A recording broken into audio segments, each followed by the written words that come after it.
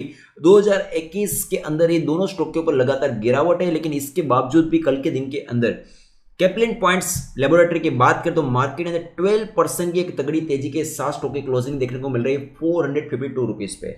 तो क्या ये स्टॉक को हमें खरीदना चाहिए नहीं खरीदना चाहिए, ये स्टॉक के ऊपर पहले हम स्टडी करेंगे, उसके बाद IOL chemicals and pharmaceutical company के ऊपर हम स्टडी करने की कोशिश करेंगे। तो मेजर इंपॉर्टेंट पॉइंट्स है इसके फंडामेंटल चेक इसलिए हम करते हैं कि मार्केट के अंदर हमें पता चलेगा कि कंपनी के अंदर वीकनेसेस है या स्ट्रांगनेस है। तो पहले फंडामेंटल चेक करना बहुत जरूरी होता है। बेसिकली तरीके से फंडामेंटल चेक करना है, ज्यादा डीपली एनालिसिस करने की जरूरत ही नहीं। नॉर्मल तरीके से एनालिसिस करोगे तो भी आपको कंफर्मेशन कॉन्फिडेंस मिल जाएगा। तो मेजर इंपॉर्टेंट पॉइंट्स, एक स्मॉल कैप एक कंपनी, इसके मार्केट कैप पे 3422 करोड़, राइट। स्टॉक की पी 15 की पी के ऊपर आपको ये स्टॉक मिल रहा है। आरओसी की बात है 37.70 है। करंट क्लोजिंग प्राइस है 452 रुपीज और बुक वैल्यू की बात करें तो 140 रुपीज से। आरओए की बात करें तो 30.80% है और स्टॉक का 52 वीक हाई एंड लो भी आप लोग नोट डाउन कर सकते हो। 686 रुपीज स्टॉक का 52 वीक हाई है। 52 वीक लो की बात करें 263 रुपीज और डिविडेंड यील्ड की हम बात करें 0.55% है। फेस वैल्यू है स्टॉक की 2 रुपीज। इसके साथ कैप्लिन पॉइंट्स लेबोरेटरी की मैं बात करूं मार्केट अंदर इसके क्वार्टर रिजल्ट के ऊपर हम मेन फोकस करें तो सेल्स के ऊपर आप लोग फोकस करेंगे तो कंफर्मेशन कॉन्फिडेंस बिल्ड हो जाएगा ऑन द स्पॉट। 2018 से लेकर 2020 आप लोग नॉर्मल तरीके से आप लोग फोकस करोगे तो कंपनी लगातार सेल्स इंक्रीज करते हुए नजर में आ रहे हैं। देखिए दिसंबर क्वार्टर के अंदर सितंबर के मुकाबले में दिसंबर क्वार्टर के अंदर अच्छा खासा 274 करोड़ का सेल्स इंक्रीज किया। नंबर से नंबर्स करोड़ में, आप लोग इसको नोट डाउन कर सकते हो। इसके साथ कैप्लिन पॉइंट्स लेबोरेटरी के हम एक्सपेंसिव के खर्चे की बात करें तो लास्ट सितंबर क्वार्टर के अंदर 181 का खर्चा था, अभी हो चुका है 190 का। लेकिन इसके सभी के मुकाबले में हम बॉटम में थोड़ा फोकस करें नेट प्रॉफिट के ऊपर 2018 से लेकर 2020 तो 2020 दिसंबर के अंदर सभी प्रॉफिट के रिकॉर्ड तोड़ दिए। नेट प्रॉफिट के सभी रिकॉर्ड तोड़ दिया है। 64 करोड़ का कंपनी ने प्रॉफिट अर्न किया है और ईपीएस का भी रिकॉर्ड तोड़ चुका है। 8.52 पैसे की ईपीएस ऑलरेडी हो चुके हैं। तो एक प्रॉफिटेबल कंपनी, इतना तो कंफर्मेशन कॉन्फिडेंस बिल्ड हो गया। ठीक है, चलिए अभी और थोड़ा आगे चलते हैं। बैलेंस शीट के ऊपर फोकस करना जरूरी। कंपनी के ऊपर कर्जा कितना है, बोरोविंग के ऊपर फोकस करोगे तो अभी देखिए ओनली फॉर 22 करोड़ का कंपनी के ऊपर कर्जा है, नाक के बराबर, मार्केट कैप से एकदम कम। ये भी एक कंफर्मेशन मिल गया। तो आपको जहां जहां कंफर्मेशन मिल रहा है वो आपकी एक पॉजिटिविटी जनरेट हो रही है। जो सपोज कि आपके हाई लेवल पे कोई भी स्टॉक के ऊपर आप लोगों ने इन्वेस्टमेंट कर लिया, उसके बाद आपको डर लग रहा है, वो डर किस तरीके से कंट्रोल में करना है वो आपके हाथ में है। लेकिन इसके लिए स्टडी तगड़ी होनी चाहिए। तो यही स्टडी है और कुछ नहीं मार्केट में। देखिए इन्वेस्टर की बात करें तो इन्वेस्टर के प्रमोटर के पास जो पावर है 69.03%, ये भी पावरफुल है। एफआई के पास है 1.64%, डीए के पास है 1.10%, पब्लिक के पास है 28.23%। तो कंपनी के फंडामेंटल तो एकदम स्ट्रांग है, तो यहाँ पे कोई भी खराबी तो है नहीं। तो अभी हम चलते हैं चार पैटर्न्स के माध्यम से और थोड़ा डीपली एनालिसिस करेंगे। देखिए मैंने आपको स्पष्ट कहा था, अगर आपको लॉन्ग रन का नजरिया, अगर आप लोग मेरे पिछले दिनों के वीडियो आप लोग देखे होंगे तो आपको समझ में आ ही चुका होगा। मैं फंडामेंटल गाइड करके मैंने आपको स्पष्ट कहा था एक कोई कंपनी डूबने वाली कंपनियां नहीं है। ये मार्केट के अंदर फार्मा सेक्टर के अंदर आने वाला टाइम के तो फ्यूचर के अंदर आप लोग अच्छे खासे रिटर्न देखने को मिल सकते हैं। इसके भी ऊपर के लेवल्स आपको देखने को मिल सकते हैं। तो कहने का एक सिंपल मतलब है कि स्टॉक का एक मेजर जो एक ब्रेकआउट होता है उसके बाद तेजी के साथ भागा और मैंने ये भी कहा था स्टॉक गिरेगा तो सपोर्ट यहां तक ले सकता है और सपोर्ट लेने के बाद स्टॉक यहां पे उछला भी। अभी रही बात, अभी यहां पे नया इन्वेस्टमेंट करने की गलती नहीं करना है। इसके पीछे का रीजन क्या है? इसके पीछे का एक सिंपल रीजन है। देखिए ये जो एक हाईलाइट में कर रहा हूं, ये जो बॉक्स आप लोग देख रहे हो, स्टॉक एक डिसेंडिंग ट्रायंगल में, किसमें? डिसेंडिंग ट्रायंगल में स्टॉक ने क्या क्रिएट किया? अच्छे से देखिए, स्टॉक ने बनाया कर्व, फिर वापस क्या बनाया? स्टॉक ने फिर वापस एक कर्व बनाया। तो ये सभी पैरामीटर आप लोग समझिए। देखिए स्टॉक ने कर्व बनाया, फिर वापस स्टॉक ने कर्व बनाया और स्टॉक यहां से नॉर्मल तरीके से शॉर्ट कवरिंग किया है। अगर हाँ स्टॉक कल के दिन के अंदर चलना स्टार्ट करता है, एक अच्छा खासा एक मोमेंट क्रिएट करना स्टार्ट करता है तो स्टॉक के ऊपर तेजी क्रिएट हो जाएंगी।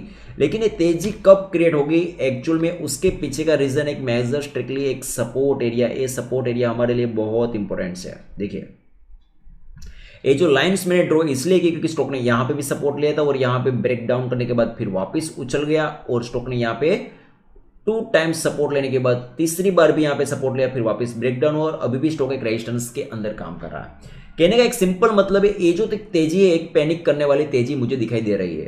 हाँ, अगर एक तेजी सपोज के कुछ इस तरीके से एक रेंज बाउंड होने के बाद 2-3 दिन के बाद फिर वापस एक मेजर एक ब्रेकआउट आपको मिलता है, एक रेजिस्टेंस का ए वाला रेजिस्टेंस का एक मेजर ब्रेकआउट मिलता है 2 से 3 दिन के बाद, तो यहां से और तेजी स्टार्ट हो जाएंगी, क्योंकि एक दिन के अंदर स्टॉक एक 12% के जो मोमेंट क्रिएट की है, 12% के एक मोमेंट क्रिएट करने के बाद स्टॉक की जो क्लोजिंग आपको देखने को मिल रही है, एक क्लोजिंग देख के हमें ड्राइव नहीं करना है। बस मैं ये कहता हूं, कंपनी वीक नहीं है, कंपनी के फंडामेंटल स्ट्रांग है। हाँ, चार्ट पैटर्न मुझे थोड़ी वीक दिखाई दे रही है।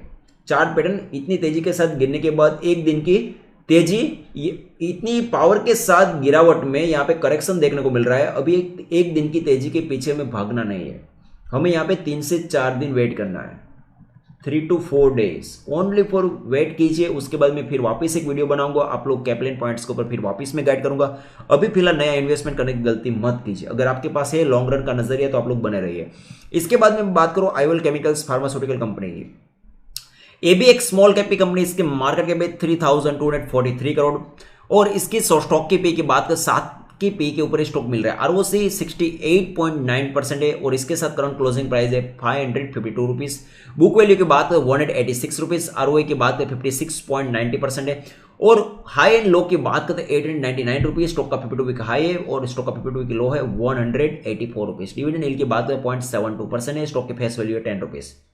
आईवल केमिकल्स एंड फार्मास्यूटिकल कंपनी की हम बात करें, केमिकल सेक्टर के अंदर एक काम करने वाली कंपनी की हम बात करें, market and company is almost debt free. देखिए आप लोग इसको नोट डाउन कर सकते हो, company is almost debt free. लेकिन मेजर पॉइंट है कि बैलेंस शीट के ऊपर फोकस करना बहुत जरूरी है। बैलेंस शीट के ऊपर अभी यहाँ पे अपडेट नहीं हुआ है, लेकिन कंपनी अपना कर्जा एकदम जीरो कर चुकी है।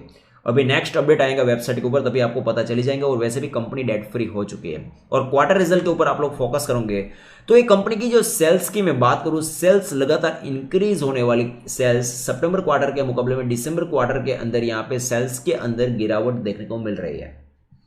यहाँ पे एक नॉर्मल गिरावट है, लेकिन एक गिरावट फिर वापस एक प्रॉफिट में कन्वर्ट हो जाएंगी, आपको पता भी नहीं लगेगा, लेकिन इसके लिए थोड़ा टाइम देना पड़ेगा। और नेट प्रॉफिट की बात करें, एक कंपनी लगातार रेवेन्यू एंड प्रॉफिट इंक्रीज करने वाली कंपनी अभी 2 क्वार्टर से यहाँ पे गिरावट में नेगेटिविटी यहाँ पे जनरेट कर रही है। लेकिन ईपीएस की बात करें तो ईपीएस 19.56 पैसे ईपीएस के ऊपर चलने वाला स्टॉक है। तो यहाँ पे आपको एक नॉर्मली नेगेटिविटी देखने को मिल रही है, ज्यादा नेगेटिविटी नहीं है, आपको पैनिक होने की जरूरत नहीं। और इन्वेस्टर की हम बात करें तो 43.69% प्रमोटर के पास है, 7.77% एफआई के पास है, 0.06% डीआई के पास है, पब्लिक के पास जो पावर है 48.48% है। तो यहाँ पे एकदम नेचुरल यहाँ पे शेयरहोल्डिंग पैटर्न्स नजर में आ रही है। तो यहाँ पे आईवल केमिकल्स के ऊपर हम स्टडी करें तो मार्केट के अंदर इसके मंथली चार्ट के ऊपर पहला पॉइंट तो ये है कि मंथली चार्ट के ऊपर मैं बात करूं, स्टॉक एक वन वे ट्रैक एक तेजी के साथ भागा। मैंने आपको कहा भी था कि 90 डिग्री एंगल से भागने के बाद स्टॉक के ऊपर प्रॉफिट बुकिंग होगा तो कहां तक गिर सकता है। तो मैंने ये भी कहा था कि 482 रुपीज इसका एक मेजर स्टिकली सपोर्ट एरिया है, वहां तक गिरने के बाद फिर वापस चला जाएगा अपट्रेंड में। लेकिन अभी ये स्टॉक ने यहाँ पे स्टेबल करना स्टार्ट कर दिया है, तो एक बहुत बड़ी एंड अच्छी बात है। लेकिन मेजर इंपॉर्टेंट पॉइंट्स की हम बात करें, इतना तेजी के साथ भागने के बाद स्टॉक आया नीचे तो एक पावर के साथ गिरा। लेकिन अभी ये जो येलो कलर्स की चैनल के अंदर जो मोमेंट हो रही है, मोमेंट को समझना बहुत जरूरी है।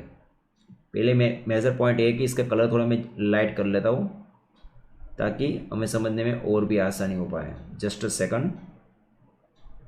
ये जो एक चैनल्स क्रिएट हो रही है, ये चैनल को समझना बहुत जरूरी है। देखिए एक चैनल के अंदर स्टॉक वर्किंग किया, उसके बाद नीचे आया, नीचे आने के बाद स्टॉक ने एक मेजर स्ट्रिक्टली एक सपोर्ट लिया, तो निचली लेवल के ऊपर स्टॉक का 482 रुपीज स्ट्रिक्टली एक सपोर्ट एरिया है, तो आप लोग इसको मेंटेन कर सकते हो।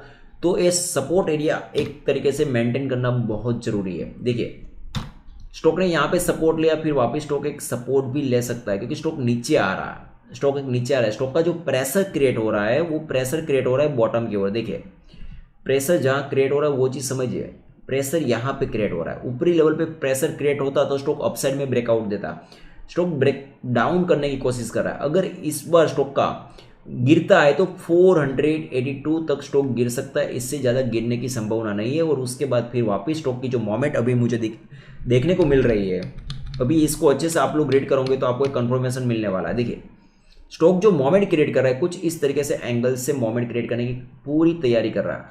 अभी आपको समझ में आ चुका होगा, अभी स्टॉक की जो पैटर्न्स क्रिएट होने वाली कुछ इस तरीके से प्लानिंग के साथ स्टॉक फिर वापस कुछ इस एंगल से, देखिए एक ब्रेकआउट होगा, तो जो ब्रेकआउट फिर वापस कन्वर्ट एरिया होगा इसका, तो एक एसेंडिंग ट्रायंगल्स होगा। आप लोग इसको नोट डाउन कर सकते हो। एक कर्व मेजर कंप्लीट करने के बाद स्टॉक फिर वापस एक ब्रेकआउट देगा, तो एक एसेंडिंग ट्रायंगल्स का ब्रेकआउट देगा। जब तक ये स्टॉक 674 के ऊपर नहीं निकलता तब तक कोई तेजी स्टार्ट होने वाली नहीं है। और अभी फिलहाल ये स्टॉक को अवॉइड कीजिए, नया इन्वेस्टमेंट करने की गलती मत करो।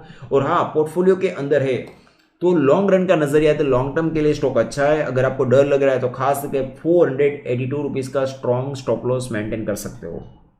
इसके पहले भी जब ये स्टॉक गिरा था 599 का मैंने स्टॉप लॉस भी आप लोगों को दिया था।